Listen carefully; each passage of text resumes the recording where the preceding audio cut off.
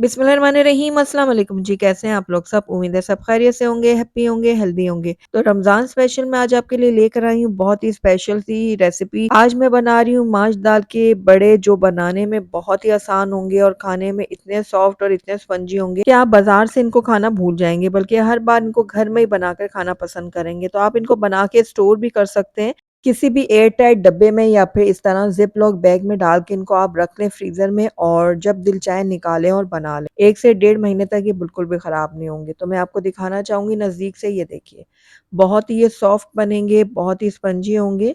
हालांकि ना ही मैंने इसके अंदर मीठे सोडे का इस्तेमाल किया और ना ही इसको मैंने बहुत देर तक हाथों से फेंटा है, लेकिन उसके बावजूद ये कितने स्पंजी, कितने सॉफ्ट बने। तो आप भी इसी तरह बहुत ही फ्लफ़ी और मज़ेदार से दही बड़े घर में बना सकते हैं, लेकिन उसके लिए आपको मेरी वीडियो को शुरू से एंड तक पूरा देखना होगा, ताकि आप भी बिल्कुल परफ़ेक्ट भल्ले घर में बना पाएँ। तो चलिए फिर देर किस बात की, फटाफट से रेसिपी को बनाना शुरू करते हैं। तो बिस्मिल्लाहिर्रहमानिर्रहीम, बहुत ही मज़ेदार से दही भल्ले बनाने के लिए सबसे पहले मैंने यहाँ पर ले लिया माश की दाल। मैं यहाँ पर 2 कप माश की दाल का इस्तेमाल कर रही हूँ, और इसको मैंने रात भर भिगो के रख दिया था। पहले अच्छी तरह से वॉश किया, उसके बाद मैंने इसको भिगो के रख दिया। ये देखिए सुबह ये बहुत अच्छी तरह से सॉफ्ट हो गई है कि ये आसानी से टूट रही है। तो इतना ही सॉफ्ट दाल को होना चाहिए, जितना अच्छा ये भीगी हुई होगी ना दाल, उतने ही अच्छे आपके भल्ले बनकर तैयार होंगे। अब हमने दाल को पीसना है, तो उसके लिए मैंने यहाँ पर एक ब्लेंडर जग ले लिया। आप चाहें तो चॉपर का भी इस्तेमाल कर सकते हैं। तो यहाँ पर देखिए जूसर जग में हम यहाँ पर दाल डालेंगे। मैं 2 हिस्सों में डिवाइड करके ये दाल डालूँगी। अगर आप चाहें तो एक साथ भी पीस सकते हैं, लेकिन थोड़े-थोड़े क्वांटिटी में डालेंगे तो ज़्यादा ईज़िली ये दाल पिस जाएगी। अच्छा, शुरू में मैंने आपको बताया था कि हम भल्लों को बनाने के लिए इसमें मीठे सोडे का इस्तेमाल नहीं करेंगे, और ना ही हम बाद में इसको पीस कर हाथों से बहुत देर तक इसको फेंटेंगे। लेकिन उसके बावजूद हमारे जो ये भल्ले हैं ना, बहुत ही सॉफ्ट, स्पंजी और फ्लफ़ी से बनकर तैयार होंगे। तो उसके लिए हमने क्या करना है कि यहाँ पर पहले जग में डाल देनी है दाल, और उसके अंदर मैं डालूँगी कुछ आइस क्यूब।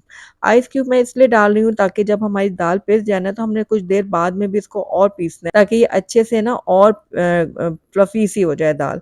तो उसके लिए मैंने यहाँ पर बर्फ़ का इस्तेमाल किया है, ताकि हमारी जो जूसर मशीन है ना, वो गर्म ना हो। तो यहाँ पर आप दाल का टेक्सचर चेक करें, कितना फ्लफ़ी, कितना क्रीमी बनकर तैयार हुआ है। हालाँकि दाल को पीसने के बाद हमने 10 से 15 मिनट के लिए इसको मज़ीद हाथ से नहीं फेंटा, लेकिन उसके बावजूद बिल्कुल परफ़ेक्ट ये बन के तैयार हुई है। अब दाल बिल्कुल परफ़ेक्ट तैयार हुई है, उसको चेक करने के लिए हम क्या करेंगे कि यहाँ पर कटोरी में मैंने पानी ले लिया, और उसके अंदर हम डाल देंगे दाल का मिक्सचर। तो ये देखिए दाल का मिक्सचर जो ऊपर फ्लोट करने लगा है, इसका मतलब है दाल के अंदर बहुत अच्छी सी एयर भर गई है। इसको मज़ीद हमें नहीं फेंटना होगा। तो ये बिल्कुल परफ़ेक्ट रेडी है।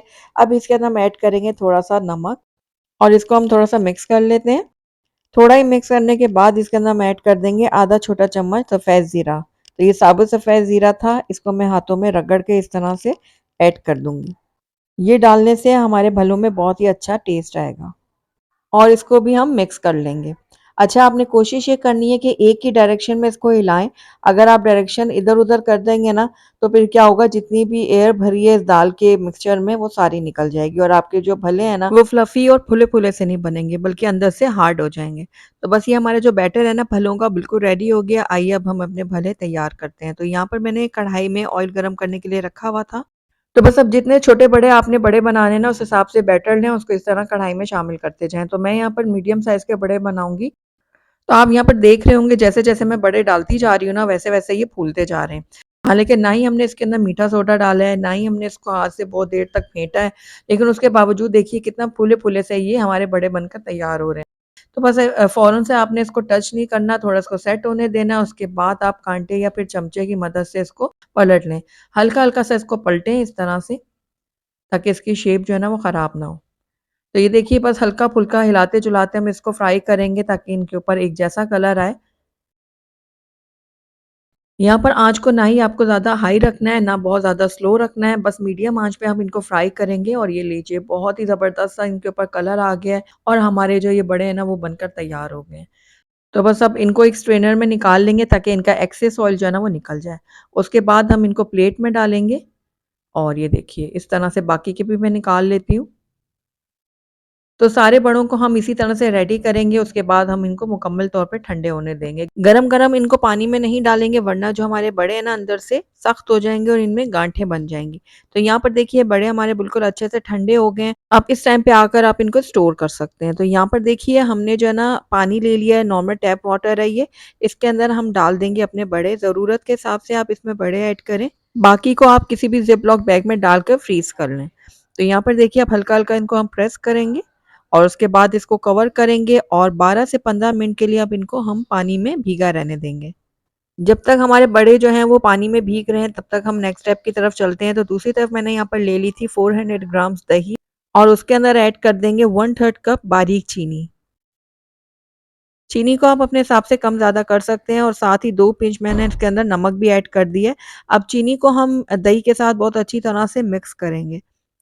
तो बस इस तरह से लगातार हिलाते हुए हम इसको मिक्स करेंगे और ये देखिए बहुत अच्छे से डिज़ोल्व हो गई है चीनी और ये बिल्कुल स्मूथ और ये देखिए कितना क्रीमी सा टेक्सचर आ गया इसके अंदर। तो बस अब दही को हम फ्रिज में रख देंगे ताकि ये अच्छे से चिल्ड हो जाए, ठंडी यख़ हो जाए। तो अब हम अपने भलों को भी देख लेते हैं, तो यहाँ पर देखिए 15 मिनट हो गए थे भलों को पानी में भीगे हुए और आप देख रहे हैं भल्ले जो अपने साइज़ से डबल हो गए हैं, ये देखिए। और बहुत ही सॉफ्ट स्पंजी है, मैं पहले इसका पानी निचोड़ लूँ फिर मैं आपको दिखाती हूँ। ये देखिए। कितने ये सॉफ्ट बने हैं, बहुत ही स्पंजी बने हैं, ये देखिए। तो भले हमारे बिल्कुल रेडी हो गए हैं, अब सारे भलों को मैं इसी तरह से पानी से अच्छी तरह से निचोड़ के निकाल लूँगी और उसके बाद हम इसको सर्व करेंगे। तो यहाँ पर देखिए सारे भलों को मैंने निकाल लिया था पानी से और अब एक-एक करके हम सर्विंग डिश में इनको लगाएँगे, इस तरह से। अब इसके ऊपर हम डालेंगे दही जो हमने पहले से फेंट के रखा हुआ था फ्रिज में, ये बहुत अच्छे से ठंडा हो गया है। अब इसको हम इसके ऊपर डालेंगे, अगर आपको ये थोड़ा गाढ़ा लग रहा हो ना दही तो फिर आप इसके अंदर थोड़ा-सा दूध डाल लीजिएगा, 1/4 कप दूध डालेंगे ना तो ये बिल्कुल परफेक्ट हो जाएगा। तो यहाँ पर देखिए अब ये दही जो है हम डाल देते हैं बड़ों के ऊपर। अच्छी तरह से आपने दही डालनी है, उसके बाद जो है ना इसके ऊपर डालेंगे इमली की चटनी, इसकी रेसिपी मैं अपने चैनल पे अपलोड कर चुकी हूँ, आप चाहें तो वहाँ जाके इसको देख सकते हैं। उसके बाद इसके ऊपर डालेंगे हम दही बड़ा मसाला, इसकी रेसिपी भी मैं शेयर कर चुकी हूँ, अगर आप चाहें तो मेरे चैनल पे जाके इसकी रेसिपी को भी आप देख सकते हैं। थोड़ा-सा इसमें चाट मसाला हम डालेंगे और ये लीजिए बहुत ही मज़ेदार, बहुत ही टेस्टी हमारे माश दाल के दही बड़े जो है ना वो बनकर तैयार हो गए हैं। तो एक बार आपने मेरी इस रेसिपी को ज़रूर ट्राई करना है, मुझे पूरी उम्मीद है आपको, आपके घर वालों को ये मज़ेदार से दही बड़े ज़रूर पसंद आएँगे। अगर आपको मेरी आज की रेसिपी अच्छी लगी है तो इसको लाइक ज़रूर कीजिएगा और फ्रेंड्स और फैमिली में इसको ज़्यादा से ज़्यादा शेयर कीजिएगा। अगर पहली दफ़ा मेरे चैनल पे आएँ तो काइंडली इसको सब्सक्राइब भी कर दें, साथ ही बेल आइकन को भी प्रेस कर दें ताकि मेरी हर नई आने वाली वीडियो की नोटिफ़िकेशन सबसे पहले आप तक पहुँचे। Thank you for watching. अल्लाह हाफ़िज़।